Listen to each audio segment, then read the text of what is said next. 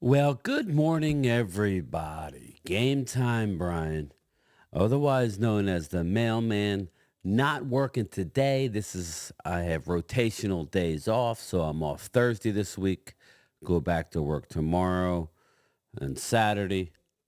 Then I get the weekend next week. I'm off Friday, Saturday, Sunday, baby. But we are here to talk about a couple position groups that I think we need to touch on, especially after the draft, where I told you that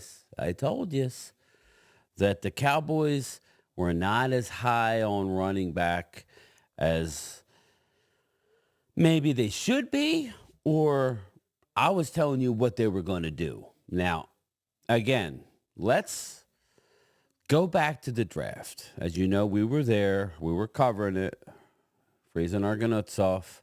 We were there, and I brought this up to my partner, Primetime Phil, last night. And I told Phil, I said, if we're sitting there at 24, right? I've always wanted to trade down at least once, but captain trade down was a two-pronged attack.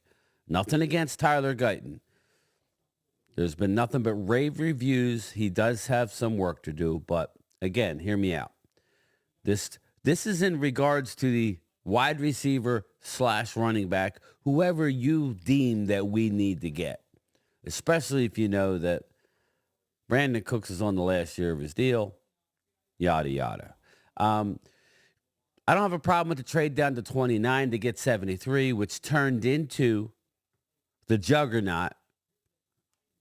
A shout out to Kansas State's own Cooper Beebe. But if we could have then moved from 29, now the Cowboys were not willing to go away from this player, Tyler Guyton. He was the last guy they had. They were looking at four guys that they were willing to take at 24.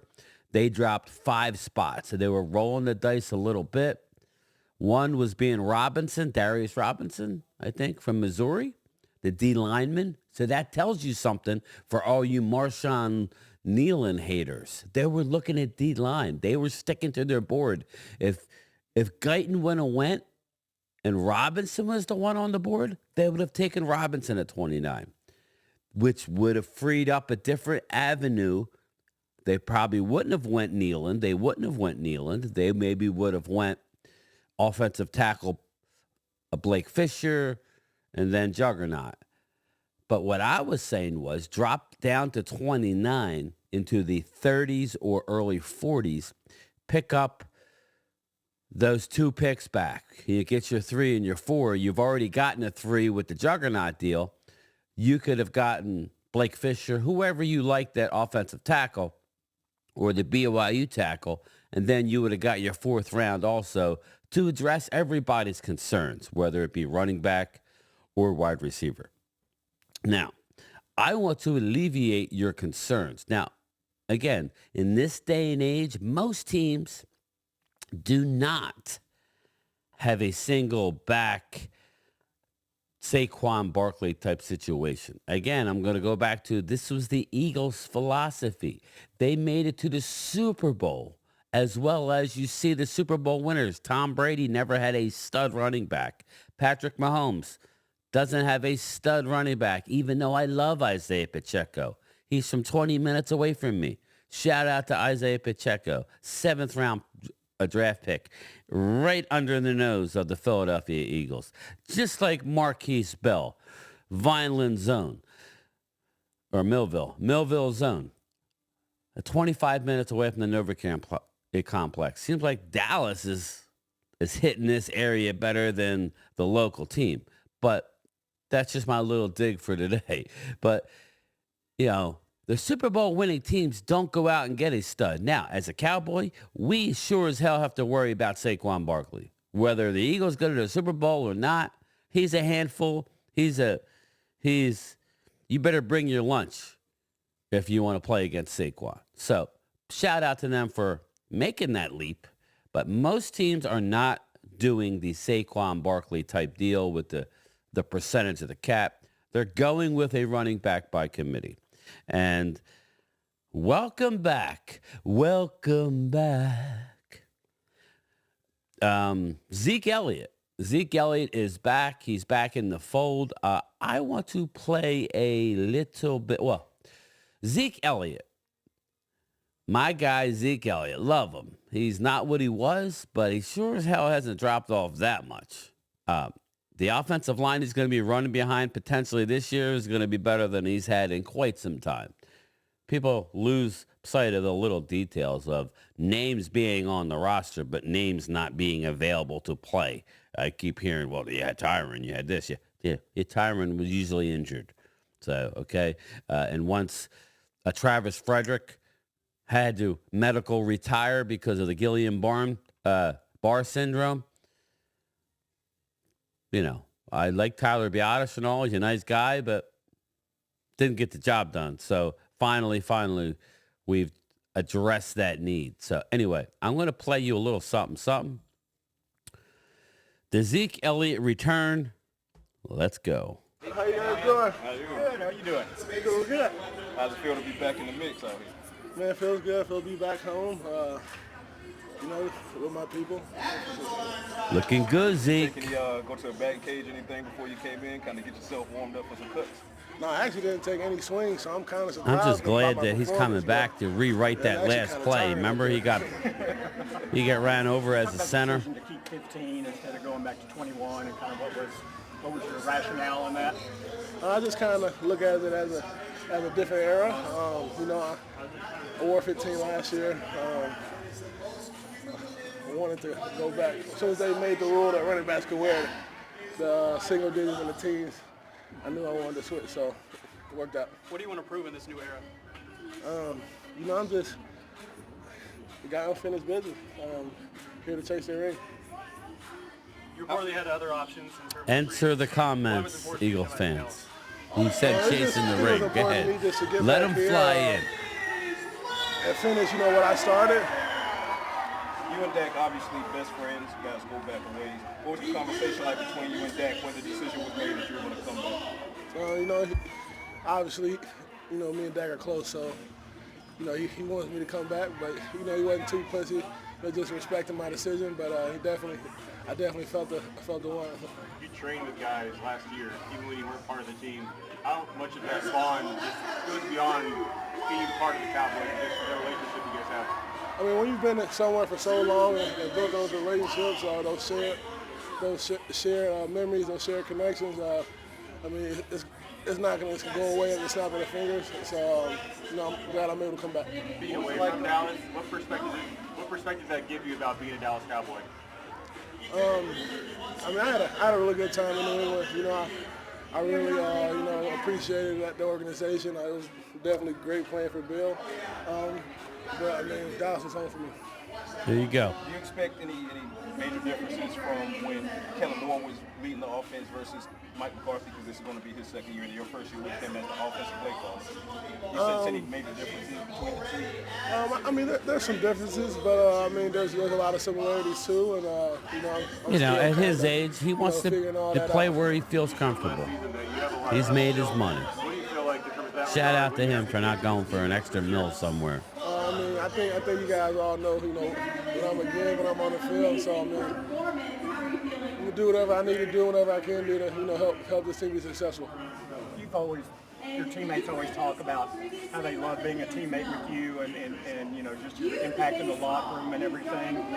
Does that help you? You were the dominant guy offensively when you were here before, and it's going to be a different role. You don't have to be. Does it help you kind of adapt Where did that get us? team approach to things as far as One where playoff you're win going under Zeke? in your career?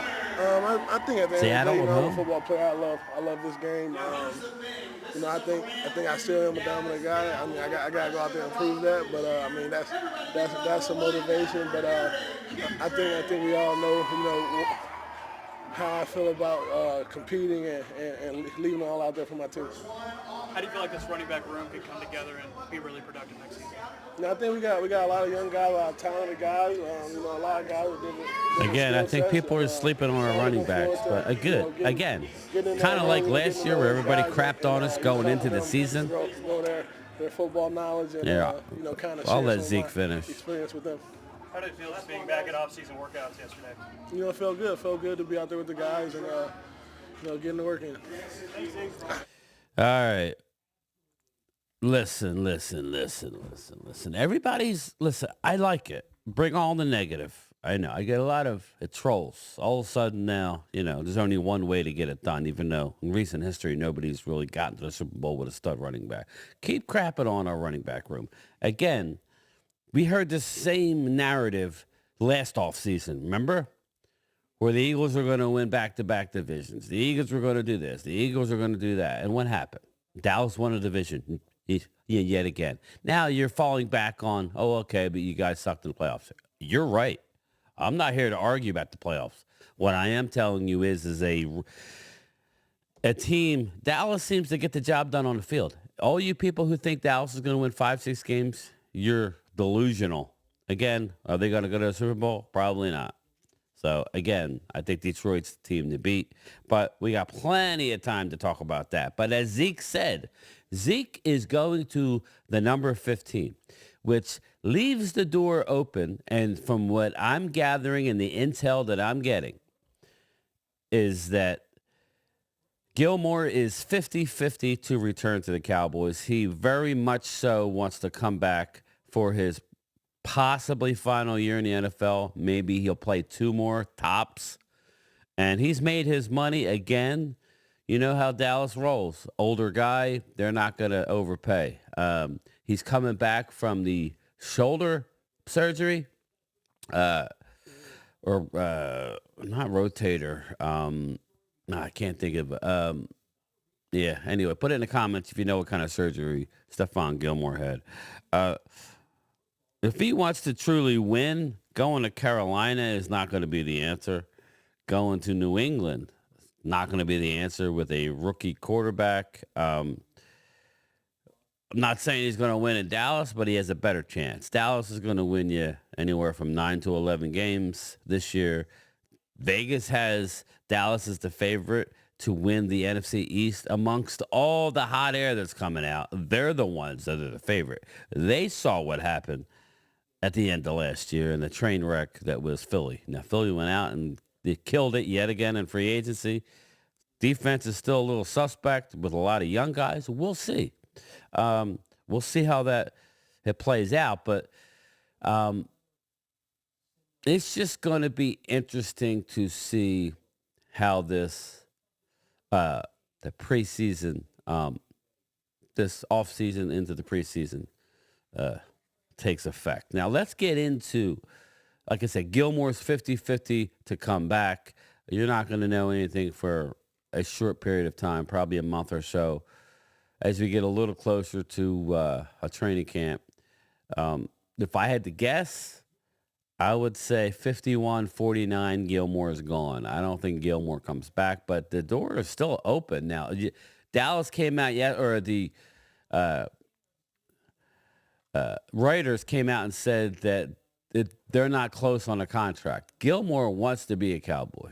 His best friend is Brandon Cooks. He had a great time last year. They want to pick up where he left off. Things went south a little bit when Diggs suffered his ACL.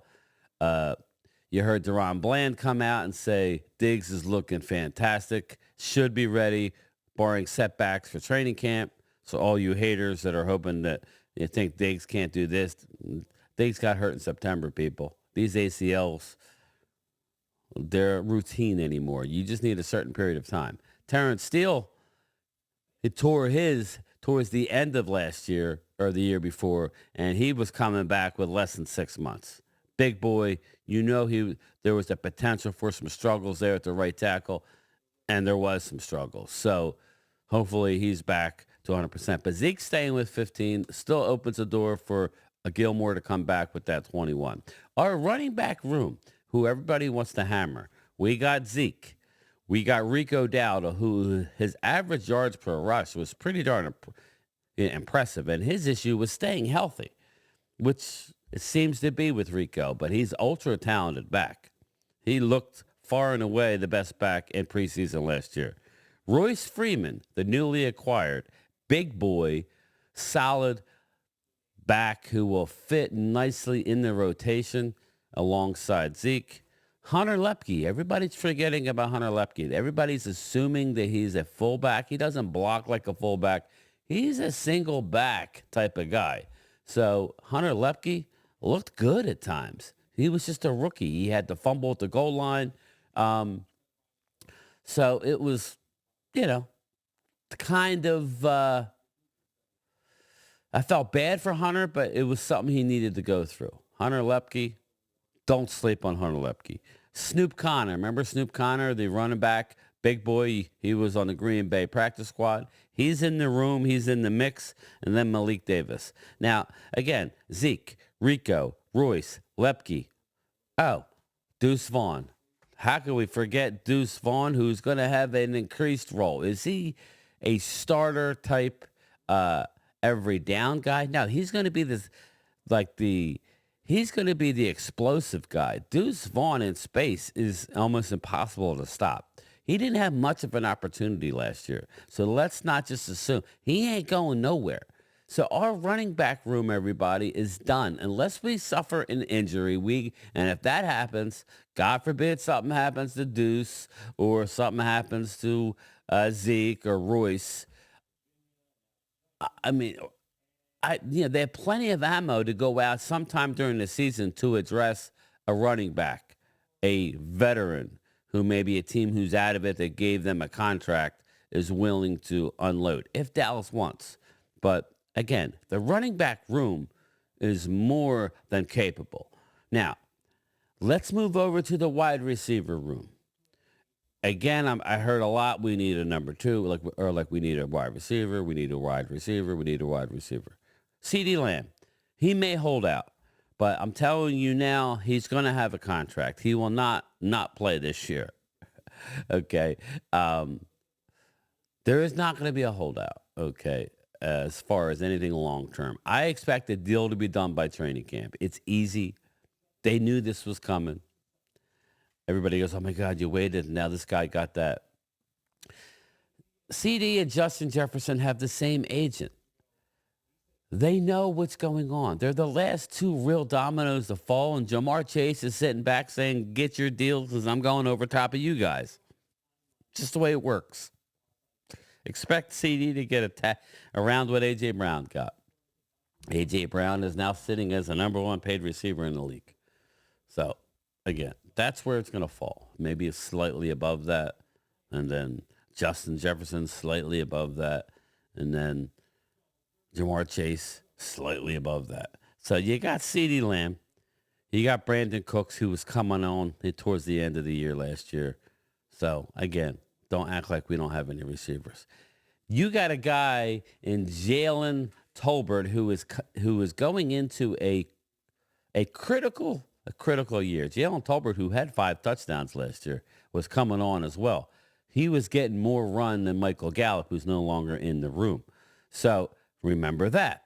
Jalen Tolbert has to ball out this year if he wants to remain a Cowboy. So that's a good situation for Dallas. Let's not forget Jalen Brooks, my guy, my standout from last year, the rookie last year. Jalen Brooks reminds me of Michael Thomas, okay? And you can laugh at it. Just wait and see. He's big. He's fast. He snatches the ball. I mean, he doesn't wait for the ball to get to him. He goes and gets the ball. So let's not forget, we got veteran Martavius Bryant, who's back on the team, who never saw the field. They were getting his work on the practice squad. Whether he plays or not, I don't know, but he's a big boy. He's a veteran. This next guy, well, obviously we'll go to Ryan Flournoy, who they just drafted. He's like 6'1.5". He runs great routes, great hands, explosive. Again, we'll see what happens. Don't forget, I don't even know this guy. Racey McMath. If anybody knows anything about Racey McMath, you let me know. He's on our practice squad. Jalen Cropper. Remember Jalen Moreno Cropper? Special teams ace with these new rules. Speedster, smaller guy. He's in the room. And Cavante Turpin. And Mr. End Around, Mr. Punt Return, Mr. Kick Return, again with the new rules. he's going to have a bigger role. He just will. Now, there's a name that I'm going to bring up here who had an ACL in training camp last year amongst a few that were not a part of our rookie class, and that's why it didn't have much impact last year. David Durden. David Durden is 6'1 and a half, 205 pounds out of Western Florida. They got him last year, okay? He runs, let me show you. Let me see here. He ran a 4.4 at the combine, or at his pro day. And he stood out at his pro day. What David Durden excels at is special teams, being a gunner. I'm telling you, with these new rules, that's what you need. You need athletic, speedy, physical guys. There's going to be two philosophies. There's going to be guys, linebackers and big wide receivers that, they're, like your gunner types, or you're going to have, you can't have a bunch of huge guys on the field with that kind of distance on the punts and kickoffs. You know what I mean? You need, because all these players are going to have space. That's why you saw all these receivers that have punt return ability and kick return ability, not necessarily very big, like Worthy out of Texas, go a lot higher than maybe you would have thought because of the new rules. So let's not sleep on David Durden. He was doing well. Also, so Dallas is really loaded with the young. All the haters and people who don't do their homework don't know, but that's good. Everybody, let's keep it to ourselves. Let's not let the trolls know what we got. And then those same trolls will say, hey, well, yeah, you still got Dak Prescott. Okay, he's won 3 straight. He's had 3 straight 12-win seasons. It's not done. Okay, his Dak, I was listening to Big Sills and Mark Holmes yesterday, and he was talking about Josh Allen's winning percentage. Let me see. Just hold on a sec.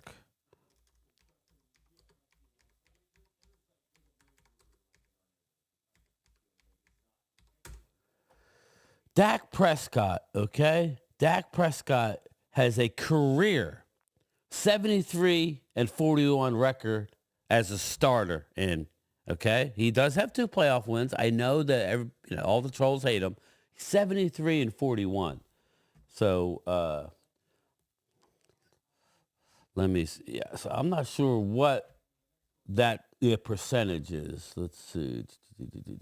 Let's see if we can. 73-41, winning percentage of 640. So, okay, he's slightly under Josh Allen, but you do the math. 73-41, that's pretty darn good. Whether he's with the Cowboys or not, somebody's getting a good quarterback. Playoffs are a different animal, people. They just are. The playoffs are a different animal. Sometimes, like I told Mark Holmes, you just need your quarterback to go win you a game. And Dak hasn't done that as much as he should. That's just a fact. So you Dak haters, that's all the ammo you need. He can't necessarily carry a team. Now, he did win us the Seattle game. Everybody seems to forget that. The playoff game at home where Bobby Wagner was at the 5-yard line. It was him versus Bobby Wagner.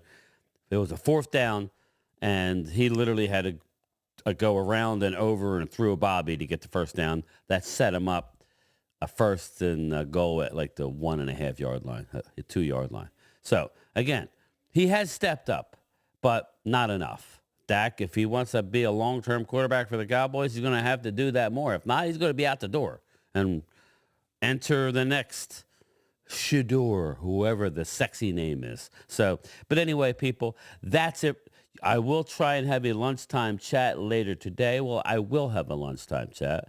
I'll reach out to Prime Time if he wants to join me for a short little lunch break, maybe 30, 40 minutes, where we could talk to you guys. But that's it.